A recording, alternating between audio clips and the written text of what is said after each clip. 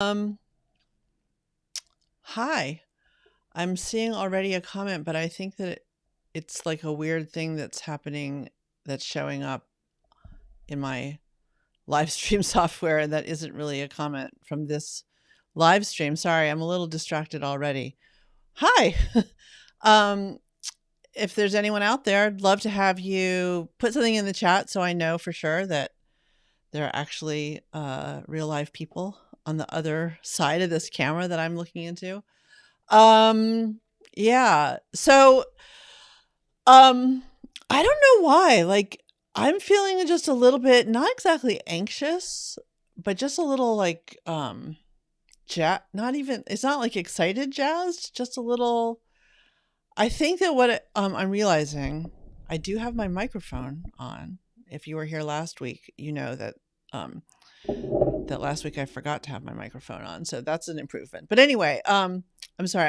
I'm feeling just a little distractible, I think, and nonlinear, and also just sort of realizing, not realizing, but just like feeling acutely today how much I treat these live streams as kind of a rough draft of something that I'm thinking about. And so, I don't know why I'm feeling it so acutely today, but I'm just feeling like I need to not apologize in advance, but just sort of set the disclaimer in advance that like what I have to offer you today, which I think is about sustainable habits and routines. I can't remember exactly what the title was.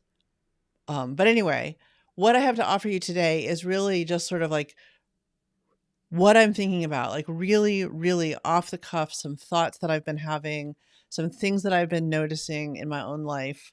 Um, and so, yeah, what I'm really hoping for is that after I do a little bit of sharing about sort of what's going on for me, that maybe you guys will chime in the comments and let me know um, what's working for you, whether it matters at all to even have habits and routines, and if so, what are your frustrations? What are the things that work for you? And what questions do you have for me and for each other? Um, I do wish that there were any comments at all in the chat box, because then I would know that you are actually out there. So if anybody could just like drop me a comment, I mean, maybe nobody's there and that's also fine. Then you can watch it on the replay, right? Okay. So I'm going to jump right in then with that sort of weird and meandering disclaimer at the beginning. um, I think that I promised in the description to this live stream that there's good news and there's bad news, right? And so I'm going to start with the bad news, which isn't really bad news, but I think that it feels like bad news to a lot of people when we're thinking about establishing sustainable habits and routines to make our life better. And the bad news is that there are no magic bullets. There are no overnight solutions. I mean, none that I've found anyway. Like, I have no wisdom. Oh, okay, great. There's some people out there. Yay. Yeah, there's this weird delay. So I don't see things until a little while after you actually put them in the chat box. Or actually, I think that you don't see me asking for it. Anyway, whatever. Um, all right. This is so helpful. And actually, this is one of the things that I want to talk about is like community and feedback. But it is kind of amazing how weird it feels to be talking into a camera and not being sure if anybody is on the other end. Um, and how completely different it feels when I know that there's some people out there and that I'm not alone. Right. So that's one of the things that I'm going to talk about in a little bit. But anyway, the bad news, if you want to think of it as bad news, is that this is going to take time and it's going to emerge these habits and routines that are sustainable and that actually are helpful in your life are habits and routines that will emerge slowly over time. And so if you are here for like a quick fix, um, I'm not really known for quick fixes because I don't really believe in quick fixes. So anyway, that's the quote unquote bad news. The good news, I guess, is that I do think that as long as you're willing to let things emerge slowly, it really is possible, even for neurodivergent people who are notoriously bad at habits and routines. It is possible for us to establish sustainable habits and routines that work for us and that make our lives better. But first, I want to talk, before I even get into how we might do that, which is the second part of the good news, and I'll get to that in a second. First, I just want to talk about, like, why do we even care about having habits and routines in our lives? I think that the lack of like good habits and good routines in our lives is one of the things that we often are meant to have and then fail at and feel a lot of shame about. And so I want to be really clear that I'm not obviously in the business of shaming people about anything, but especially about not about having a lack of habits or routines in your life. I do think that there are some really nice things that happen when we have a few sort of habits and routines. And if that's something that you crave in your life, then I want to talk a little bit about how that's working for me. I think that often people, like, productivity gurus out there are always talking about, these are the 5 habits that you have to have, the X number of habits of highly successful people, and the 3 things that every billionaire does for first thing in the morning, and why you absolutely have to start your morning off in X, Y, and Z ways. Like I think we can just sort of all agree that that's not what this is about. And it's not even about making your life more productive, although I think it can make your life more productive to have some habits and routines. Certainly in terms of creativity, I think that having some established patterns and habits and routines can help us get unstuck, can help us develop creative practices that are ongoing, and that when we feel like finishing something can help us do that. So I'm not specifically talking about being more productive in your life or finishing projects necessarily, if that's but if that is something that you care about, getting more stuff done, whether it's, no matter what it is, if that's something that you care about, I do think that this can be helpful. But I also think that even beyond getting stuff done and being productive, that having some routines, it serves as a kind of, maybe a replacement word that is more resonant is a ritual. Like, what I'm really talking about are creating some rituals in your life that are somewhat regular and consistent. I guess I kind of, now that I think about it, I kind of like that even better than habits and routines, because I do think that our lives, for many of us, are now kind of devoid of a lot of ritual, especially for those of us who have like left religious traditions that we were brought up in, or who are no longer in, sort of highly ritualized institutions like schools, those kinds of, even the workplace.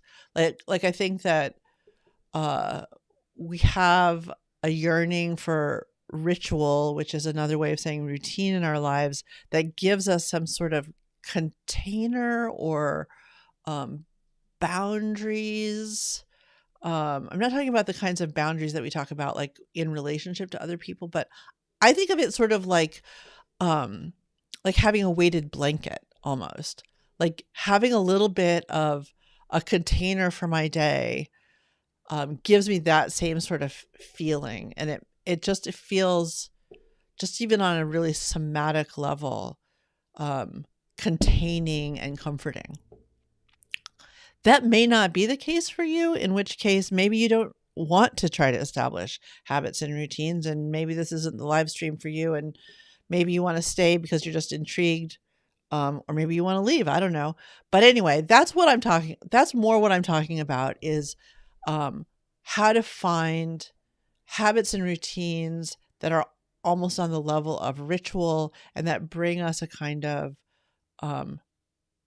comfort and a feeling of having a container in our lives, so that we don't feel like we're just constantly like spinning off into space, which is something that I often feel like. And I think maybe that whole weird little thing that that I my weird little disclaimer at the beginning is really sort of a way of saying that I am feeling like I'm coming into a period of really high energy, and my mind is just a buzz with all kinds of ideas and thoughts, um, and maybe that's why I decided to do this live stream. I don't know, but feeling very much like I need a little bit of sort of something not to like tether me. It's not anything quite as extreme as that, but just something to kind of keep me grounded, I guess, and comforted.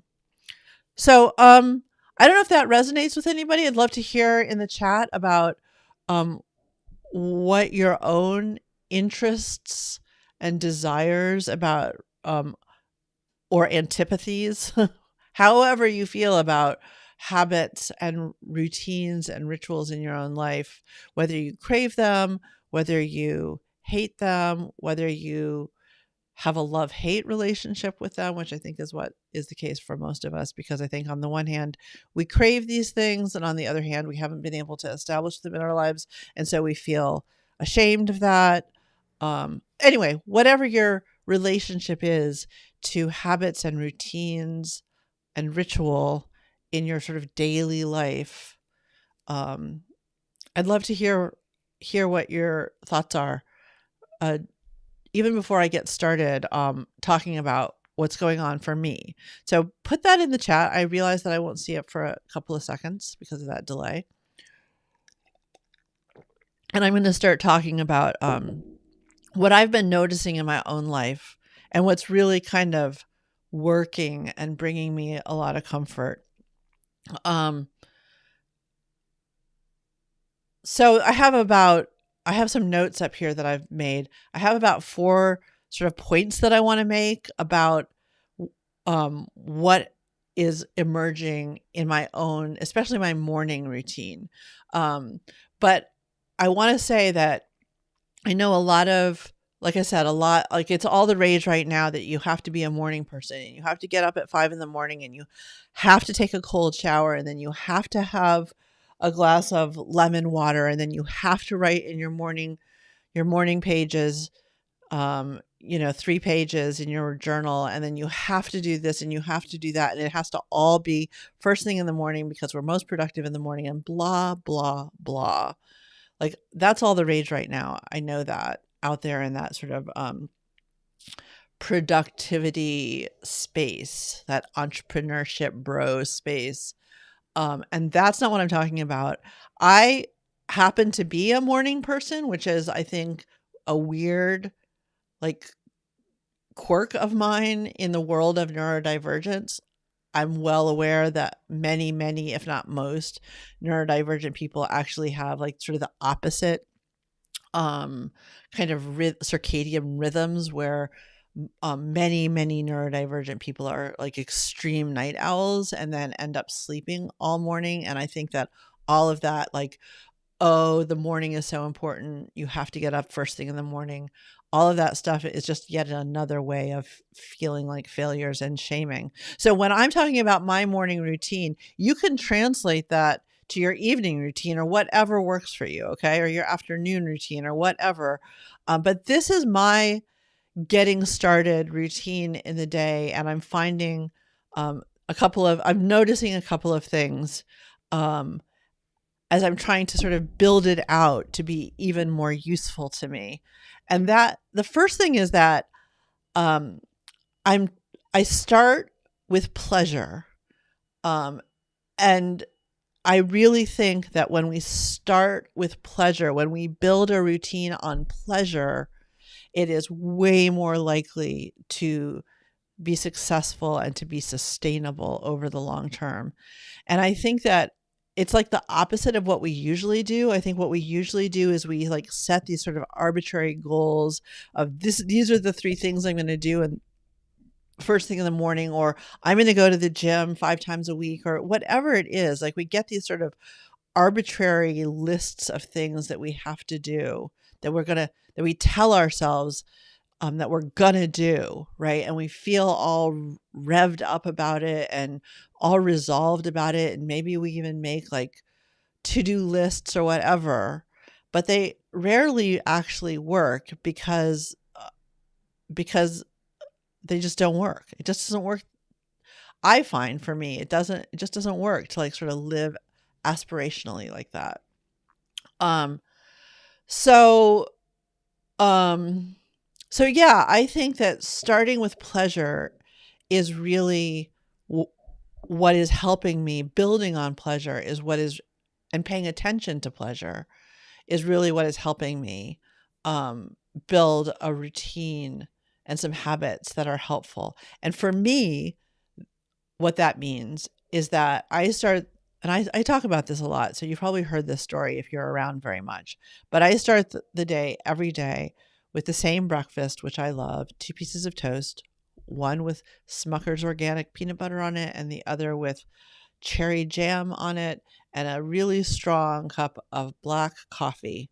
And that combination is like so pleasurable to me. And I've been having that same breakfast for like 3 years.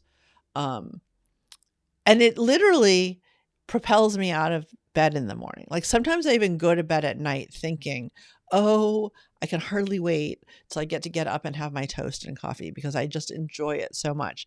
Like probably toast and coffee aren't the things that would propel you out of bed. And maybe there's nothing that would propel you out of bed, but just substitute in for whatever it is like the most pleasurable thing that you can imagine starting your day with, or starting whatever sort of routine it is that you're trying to establish in your life. Whatever it is, start it with something that is consistently and without fail pleasurable to you. And then for me, it's all about building on the pleasure, not like, oh, the pleasure is your reward, dessert first, but now you have to eat your broccoli. I think that we can just keep layering more pleasures on top. So for example, I also now spend at least half an hour or so. I mean, I don't time it or anything, but spend at least half an hour or so just reading for pleasure while I'm eating my toast and coffee. So that has been an amazing practice, an amazing and generative practice, even though I only do it, like I force myself, not, even if my mind is buzzing, not to read something that isn't actually pleasurable. In a minute, I'm going to talk about like distinguishing between work and pleasure, and not making kind of category errors or false distinctions. But for right now, I just want to say that whatever it is that I feel like I should be reading versus what I actually want to be reading, the first thing I do in the morning is read what I want to be reading, even if there are other things that are really urgent that I need to read. And really good things have happened from that, like really, and not just the pleasure of it, but other really good things have come of that time spent reading and the stuff that I'm reading. So the other thing that I've noticed lately, this is just sort of a little bit meandering, sorry about that, but the other thing that I've noticed is that I was resisting doing some things first thing in the morning, even though I wanted to do them, because I had this idea in my mind that no, the first thing you do in the morning has to be something that you want to do and that is pleasurable and it isn't work. So this is where we're getting into that sort of category error that sometimes happens, at least for me, or this sort of false distinction between work and pleasure, which is that like, so just to tell the story, sometimes the kitchen would still be a mess first thing in the morning, and I would get down there and I would think, I should clean the kitchen while I'm making my coffee and waiting for my toast to toast, my bread to toast. But then I'd be like, no, the first thing in the morning is just for pleasure, and so don't be tempted to jump right into work and chores.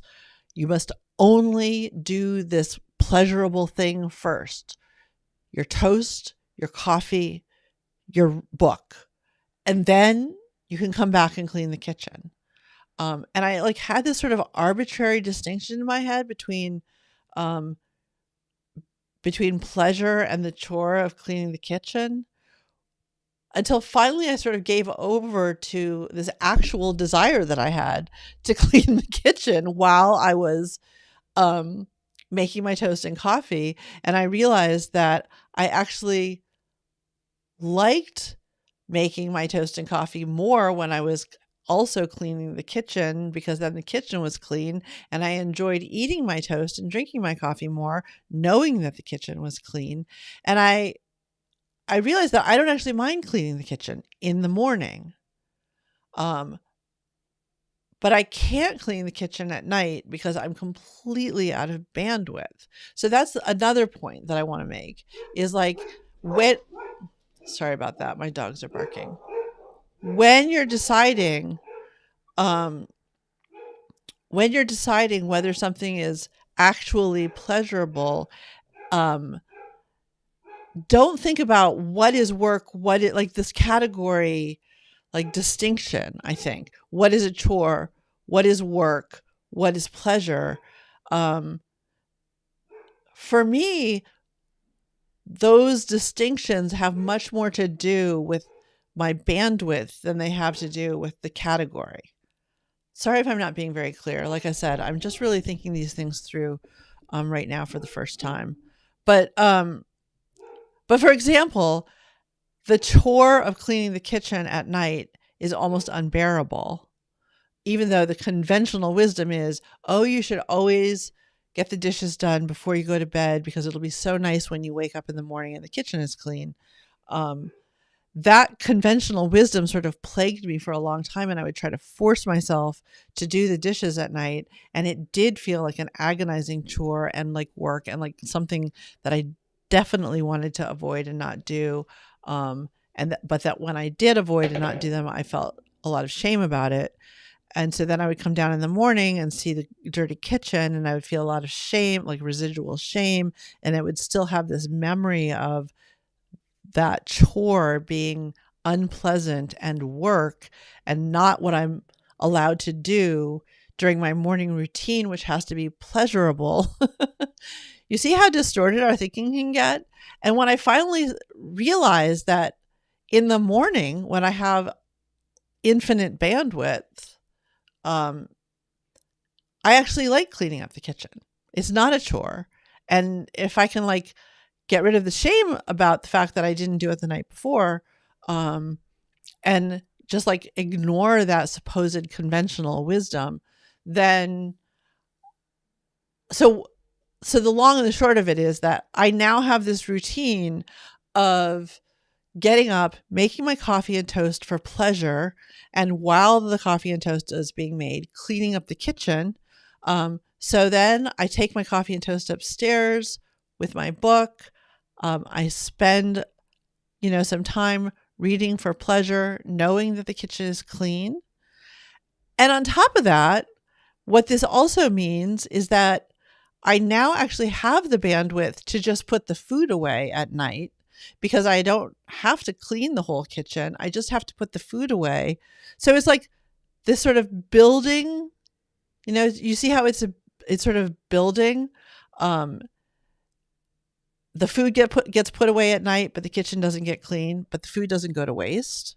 in the morning, I don't mind. I'm building on the pleasures of my coffee and toast because I don't actually mind cleaning the kitchen first thing in the morning because I have the bandwidth for it.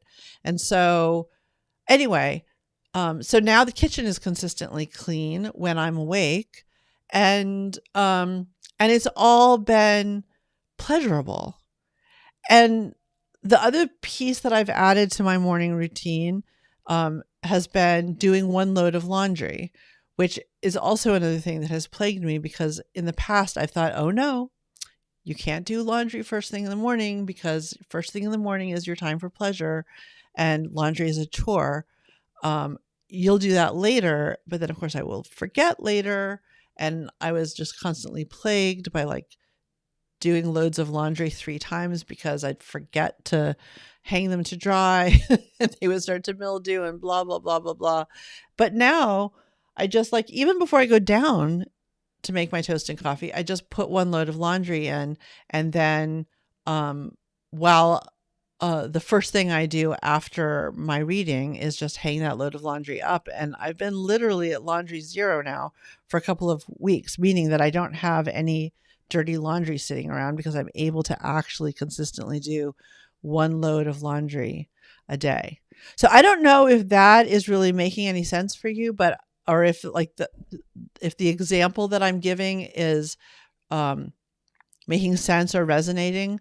But what I have noticed is that everything started with pleasure, and that a lot of things that feel like chores or work that I've like made these false distinctions between don't actually feel nearly as onerous when I layer them on top of other pleasures when I have the bandwidth for them. So I'm not sure if that is going to translate in any way to something that makes sense that you could try out in your own life. But I would love to hear now, or if you're watching this later, in the comments, or if you're part of the Divergent Design Studios community, I'd love to continue this conversation there.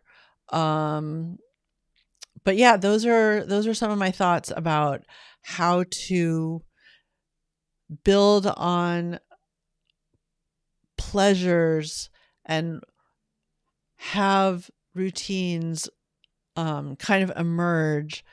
And again, I just want to point out that the reason that I'm talking about the dishes and the laundry are because those are two things that have actually plagued me, right? Like, it's not that I think that there's like virtue specifically in getting your dishes and laundry done, or that those are the things that you should focus on in terms of whatever the routines are that you're trying to build in your lives. It may be something completely different. But for me, a messy, like not just messy, but like literally disgusting kitchen and piles and piles and piles of laundry have been things that have plagued me for a really long time and that I've never been able to consistently get on top of. And that slowly, I want to emphasize that it wasn't sudden. It was actually slowly. It was the realization of what was happening that came to me suddenly, but the actual implementing of it, emergence of it in my life was very gradual and slow. But over time, those two things no longer plague me, and having those, like, maybe dirty dishes and undone laundry don't plague you, in which case that's fine. But they did plague me, and they like gave me a lot of shame and a lot of anxiety and created this sort of visual clutter that is really detrimental to my well-being, and especially to my ability to work, and my ability to make art, and my ability to have any sort of creative practice. So I am finding that getting those things taken care of has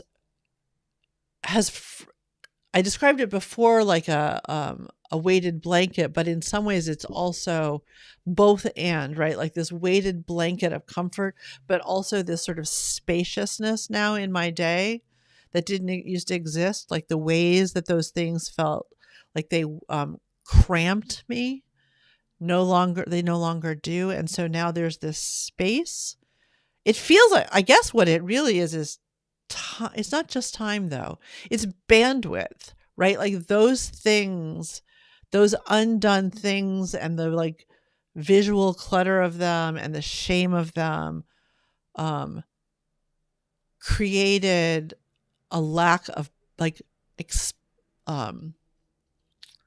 a lack of bandwidth, right, for other things. And the ease with which now those two things in particular now get done and don't cramp my bandwidth has been so expansive and created so much spaciousness in my life. For you, it might be completely different things, right? But and maybe you can't figure out a way to make the things that you need to get done be pleasant. I, for example, like the laundry and the dishes, I now feel like I can keep on top of. The whole rest of the house cleaning, I'm actually in the process of trying to outsource. I actually do find pleasure in housekeeping. Like I like cleaning when I have the time and the bandwidth and the physical energy. But I know lots of people don't. Either way, whether it's that you just can't fit it in, even as a pleasant task, or whether it's that you just hate it, then if you can outsource that either to a house cleaner or to somebody else in your household, like I think that there are lots of ways to work around these things. But I also would challenge you to investigate whether the onerous tasks that you think that you hate are really quite so onerous when you start to investigate the shame that you have around them, and when you choose times to engage in them when you actually have the bandwidth for it, even if those times aren't like what the conventional wisdom tells you.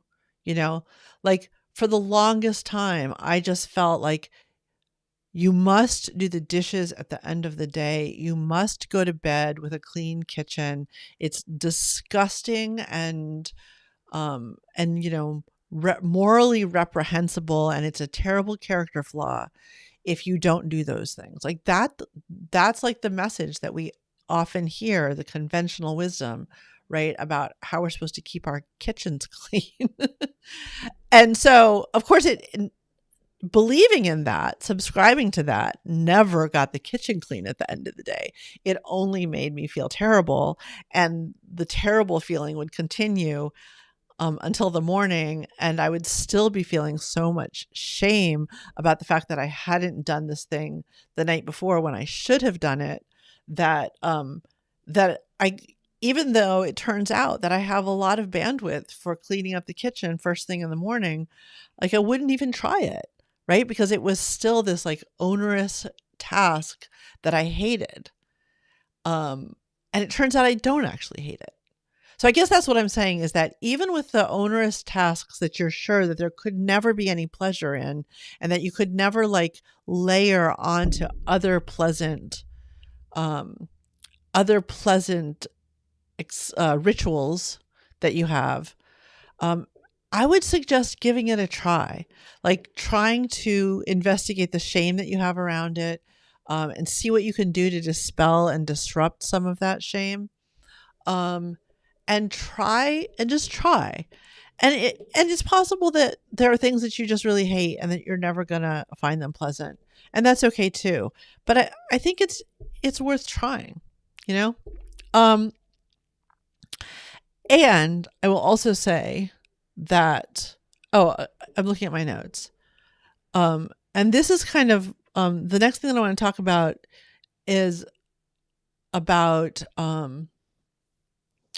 how to recognize that shame and how to start to disrupt some of your own stories about what is onerous and what is pleasurable.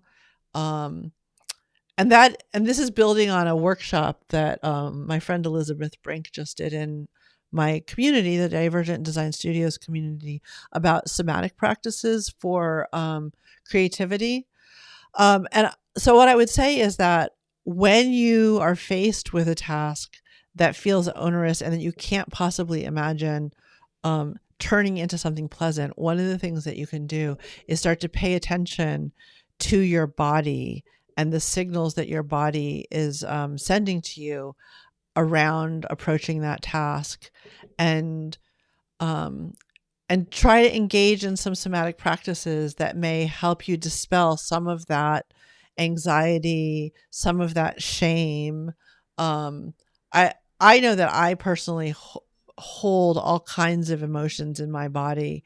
Um, and then also, like, another thing that I'm learning to do is to distinguish between what I call endurable sensations and feelings and unendurable ones. Like, unendurable sensations, like shame, we're just always going to avoid them. But other sensations, like, I just don't really feel like it, or this is boring. Um, when you can learn what that feels in your body and how that's different from these other unendurable sensations, um, you can push yourself a little bit then, right? To say, oh, yeah, you're bored, or this isn't fun, but you can probably do it. Um, for me, it's just been really fruitful to make that distinction between shame and trauma, like the sensations of shame and trauma, which I don't think it's ever really useful to push through, versus some other sensations and experiences that that are completely endurable and that I can kind of push myself a little bit without shaming myself, but push myself a little bit to do, to sort of get going on.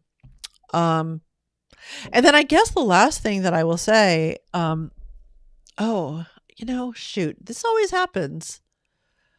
This always happens that I don't even notice that there are new comments because it doesn't scroll automatically. I'm so sorry. I'm going to jump into the comments in just 1 second. I was like, why isn't anybody commenting? um, Silly me. One of these days, I really will know how to do a live cast. Like last time, I had the microphone over here for like the first 15 minutes, and this time I'm like just totally not paying attention to the fact that there's all these wonderful comments. The last piece that I'm gonna say before I jump into the comments is that I do think that that all of this and everything is just easier when we do it in community and when we have support, whether that's from our family members, like whether you can get your own family on board with some of this, but also, and this is like a shameless plug for my community, but I really do think that it's an amazing place, Divergent Design Studios, where we have peer support groups and we have co-working sessions and we have conversations in the forums. When you can get feedback from other people who really get you, that's also golden. Like I was saying at the very beginning of this, like it's just so hard for me to talk about any of this when I don't know that there's actually somebody out there, right? Oh, and the other thing, I'm looking at my notes again. The other thing that I want to point out before I forget, which is completely a non sequitur right now. Oh, it's not exactly. It has to do with my community. Do you see this great art back there? I've had these for months, and I'm finally putting them up. They are prints from my friend Jess Meadows, who some of you may know as Queer Vengeance on Instagram.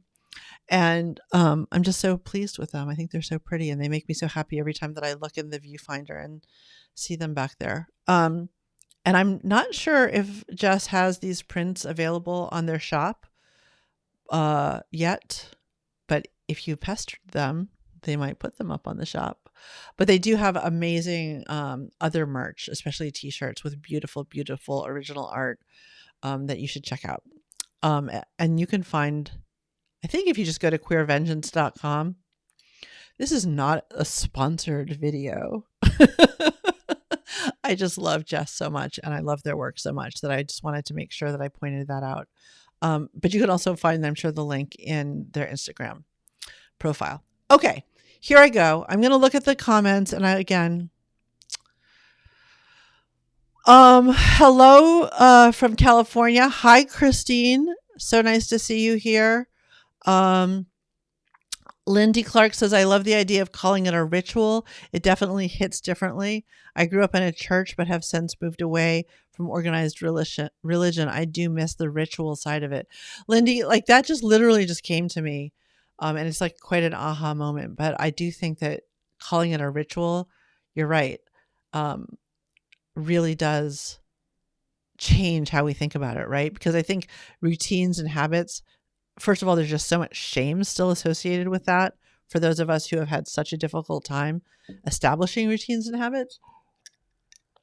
And I also do think that it's all so caught up right now.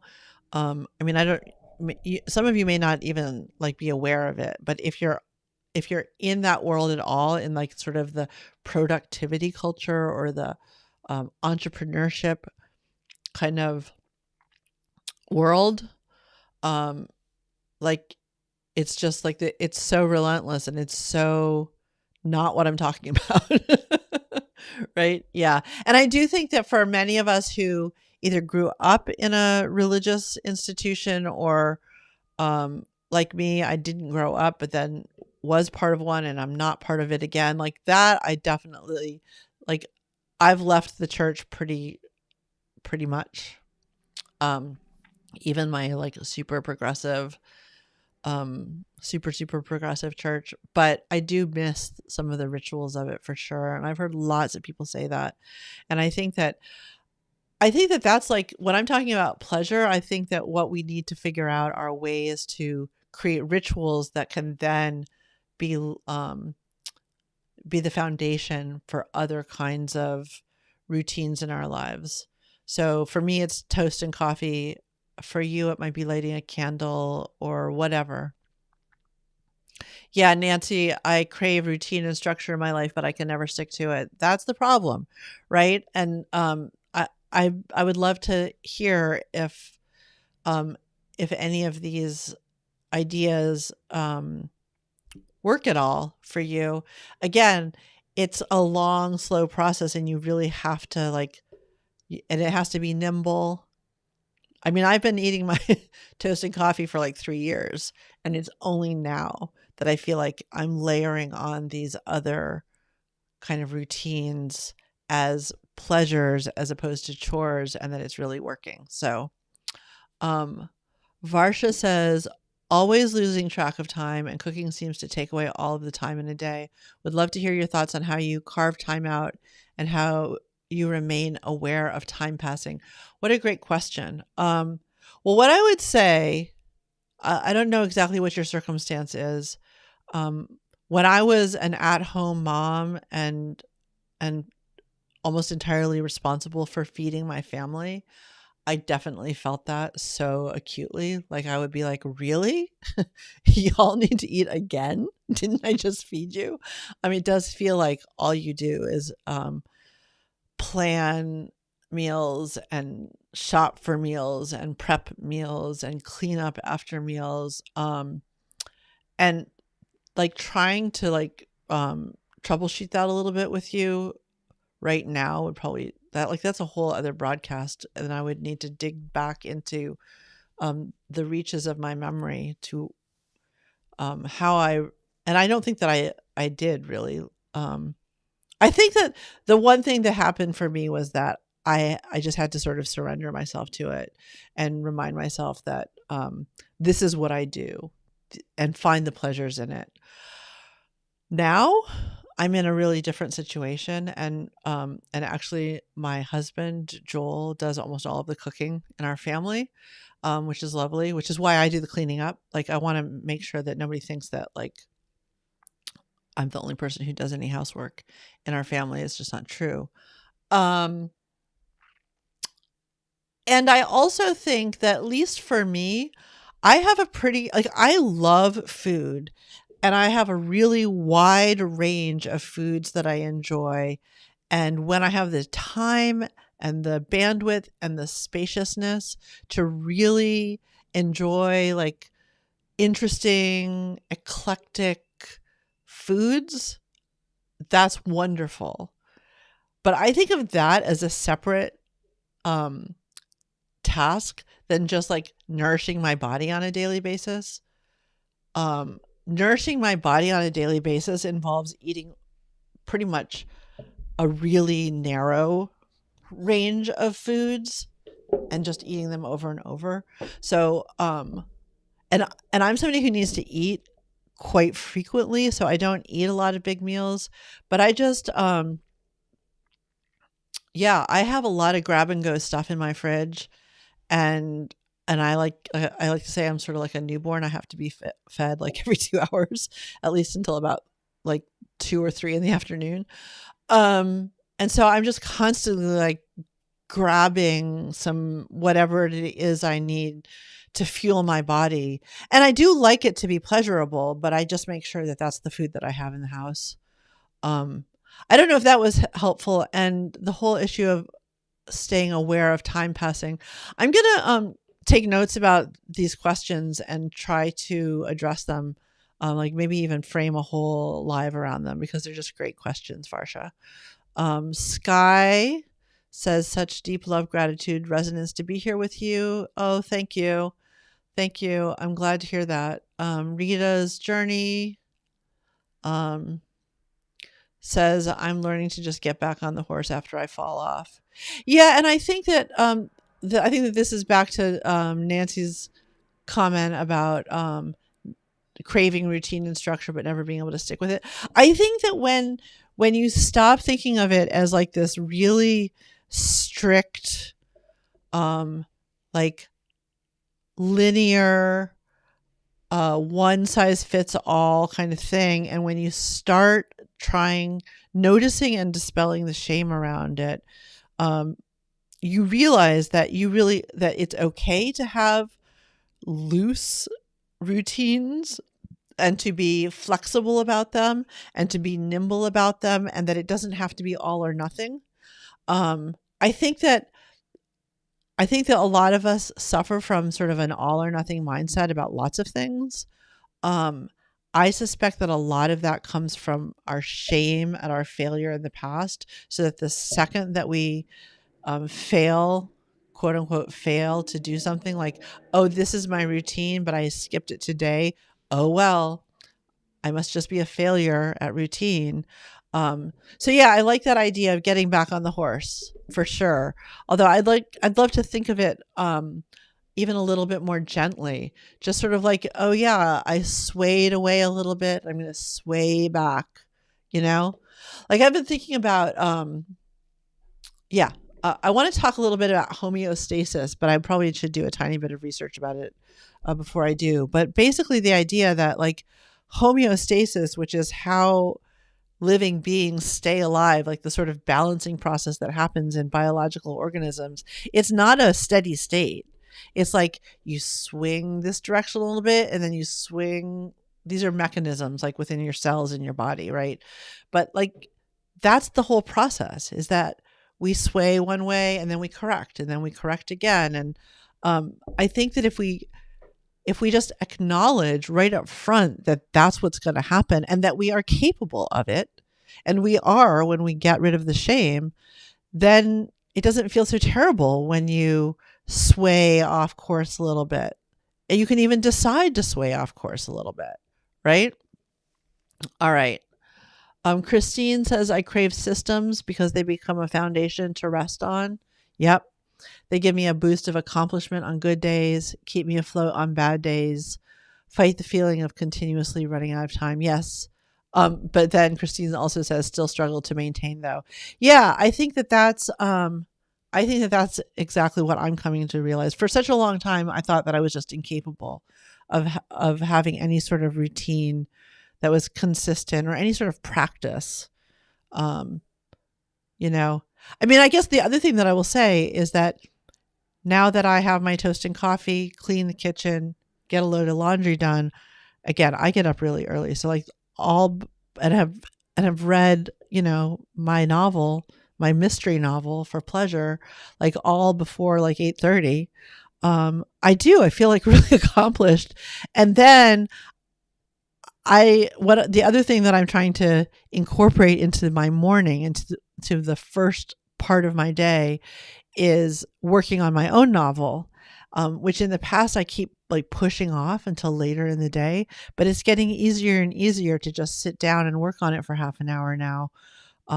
Somehow it's the same thing. Like I have the bandwidth for it. I can find the pleasure in it, even when there's still resistance, because it's hard work writing a novel. And I like often don't want to sit my butt in the chair and do it. I find that I can get myself into the chair writing without like the awful self-loathing, self-critical, talk. So like good thing, it's not just that my kitchen is clean and my laundry is getting done. It's that like other good things are, I'm finding the like bandwidth and the endurance to push myself a little bit harder to do other things that I want to do and that I enjoy doing, but have consistently found hard to do. Yeah.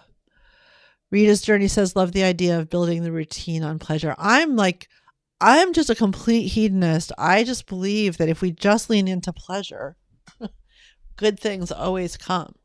And I like hate Puritans for having destroyed that for us. Puritans and white people and capitalism, right?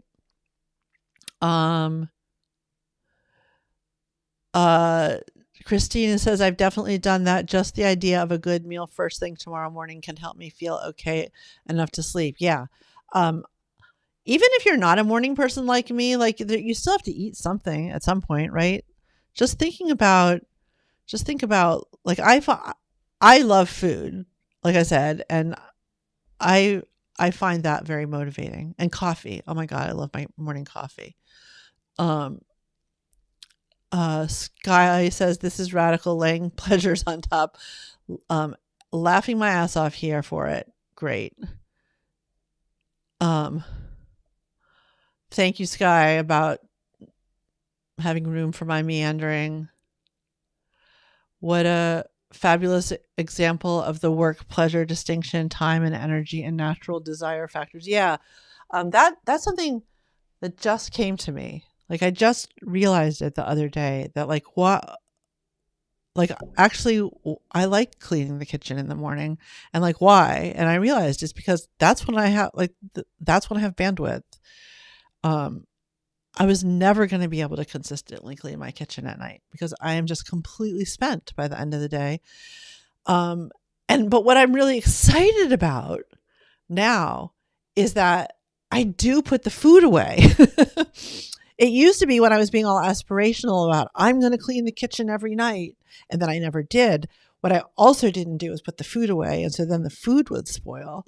And now I'm like, oh no, I'm not going to clean the kitchen tonight, but I'm going to put the food away because that's going to take me 5 minutes and it's not going to be so terrible. And I'm going to do it without feeling any shame about the fact that I'm not cleaning the kitchen because I'm going to do it tomorrow when I'm going to enjoy it. Yeah. All right. Thank you. Just a bunch of really nice comments here. Yeah. Rita's Journey says, taking away the shame is huge for me. Yeah. Oh, I mean, that's everything, folks. If you take anything away from this or anything else that I ever talk about, it's that once you start to notice the shame and learn how to disrupt it, and the more that you can do that in real time, which is all about, again, getting back to those somatic awareness and somatic practices, I think that you can notice the shame in your body, and I think you can disrupt it through somatic practices involving your body. That's like everything. That's just like everything, really. And then the more sophisticated thing for me is being able to distinguish, like I said, between shame, which feels a certain way, and other really normal, unpleasant, but normal and completely endurable sensations like frustration or boredom or, like that, right? Spiral Nerd says, yeah, I layered brushing my teeth at night into a little evening dance party. I love it. And if I'm already moving and can keep dancing while I brush my teeth, it's fun. That's wonderful. I have yet to come up with a good end of day routine, and the problem for me is that I just have I have no bandwidth. Like by the end of the day, all I want to do is crawl into bed and go to sleep. Although lately I'm having trouble going to sleep, which is like so frustrating. But that's about this high energy, and my mind is just like, and I can't sleep. But normally I just like get in bed and fall asleep. And then I wake up and I can't find my glasses. I can't find my phone. I don't know if you saw my stories on Instagram today, but I'm trying to come up with some ways of like keeping them attached to my body in ways that like don't feel bad on my body, because I'm just constantly losing these things. And I think that one of the things that I need to do is come up with some sort of nighttime ritual that is pleasant enough that I will do it, so that I can consistently have both pairs of glasses and my phone and my Apple Pencil someplace where I can find it first thing in the morning. Because, oh my God, I spend so much time in the morning being frustrated because I can't find the right glasses.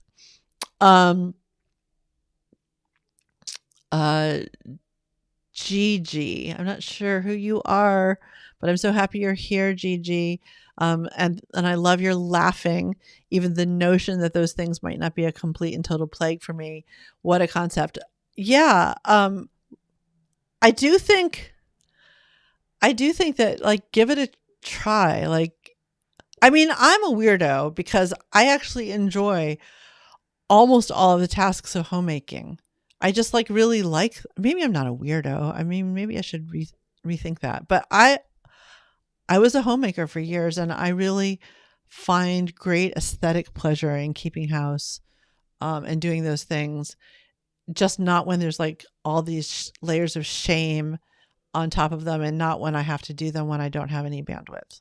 I realize that not everybody does enjoy those tasks, but I think that there's so much like cultural baggage around them, and some of that is gendered, right? Like I think that we also don't really value those tasks, at least theoretically. Like anyway, that's a whole other conversation, but I do think that challenging ourselves to try to find some pleasure in tasks that we think must be onerous is just, a good thing to try to do. Rose Aaron says, yes, I've been unlearning the so-called morality of cleanliness for a few years now. It's so freeing to let go of other people's expectations and find my own. Absolutely. That has also been a really big thing for me. Like, here's an example that I've been thinking about lately in my own kitchen, which is that I have this firm philosophy that I have adopted for myself, which is that the appearance of cleanliness when it comes to kitchen floors is way more important than the actual cleanliness of kitchen floors. And so I actually covered my kitchen floor with this really busy linoleum tile that completely doesn't show any dirt. And my kitchen floor is every bit as gross as it used to be when it was completely plaguing me, but I can't see it. And that's fine. And I don't really care. And so I rarely mop my kitchen floor because it doesn't plague me anymore. Yeah. Carly says, I've been having a lot of trouble getting myself out of bed, out of my apartment, and to appointments, errands, etc. Worse during the pandemic and complicated by being immune compromised. Oh my goodness. And my shame and anxiety swirling around all of it has been just too much. It's a lifelong issue, along with all the familiar shaming and trauma that goes along with it. And I'm just really appreciating this non-judgmental space that makes me feel like I'm not a total F up. I'm not going to say the actual word, not because I'm a prude, but because YouTube doesn't like it when I swear, I found out the other day, and demonetizes my videos. So anyway, no, don't apologize for the long message. Absolutely. I totally get that. I think that probably trying to like layer some of those tasks onto pleasurable rituals could be helpful. But I also think that those are places where finding community and peer support can be really helpful. And Carly and all of you, I would invite you to come check out Divergent Design Studios. I think if you go to divergentdesignstudios.com, you'll get to the like page where you can sign up. And I've recently the recommended price is $20 a month to join the community. But I've recently created sliding scale plans that you don't have to ask me about. They're just there. So you can join for $5, $10, $15, or $20. I would only ask that you only use the sliding scale plans if you really have financial need, but I'm not going to ask you any questions about what your financial need is. Come check us out. A bunch of people who are here in the comments are part of that community. And we have peer support, and we have lots of good things that can really help with those kinds of problems. And especially, it's just like such a completely non-judgmental, neurodivergent, normative, unshaming place that I think a lot of people are having a good experience with that. Rita's journey, Puritans, white people weren't the only traditions that were austere. Well, we can agree to disagree about that. I do think that that these things are rooted a lot in white supremacy. Let's see. Cassandra says, I am late logging on, but I have more energy and ability to do the dishes in the morning, but seldom in the evening. Is this the case for most of us ADHD people? Oh, great, Carly. I see you've just gone to join DDS. That's wonderful. Cassandra, I'm not sure. I like generally hesitate to make generalizations. I think that there are some generalizations that can be made about neurodivergent people. I think that the issue is just like, when do you actually have bandwidth? And that can be at various times of the day and in various circumstances. And just learning what your own natural rhythms are can be really helpful, I think. Absolutely. So, all right. Well, I think I'm at the end of the comments. Would love to see, and we're at the top of the hour, so maybe this is a good time to say goodbye. I'm really glad that that this seemed to make a little bit of sense and resonate for some of you. Like I was saying at the beginning of the stream, I really do treat these as sort of rough drafts of things that I'm thinking. And a lot of the time I'm just like thinking out loud with just like, I've got literally 4 sticky notes in front of me with just a couple of bullet point notes.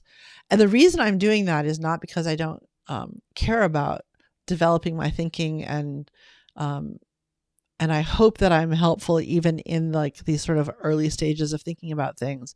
But because this is like sort of my effort to overcome my own kind of perfectionism, and my own, I don't know, like my own tendency to think that, oh, but I could make it a little bit better, or, oh, I need to do a little bit more research, or, oh, I need to, develop that argument a little bit more clearly.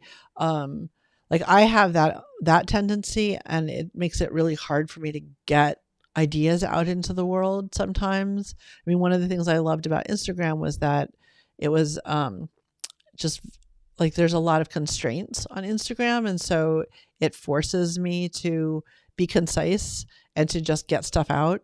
But longer form stuff, whether it be essays or videos, is just generally kind of hard for me.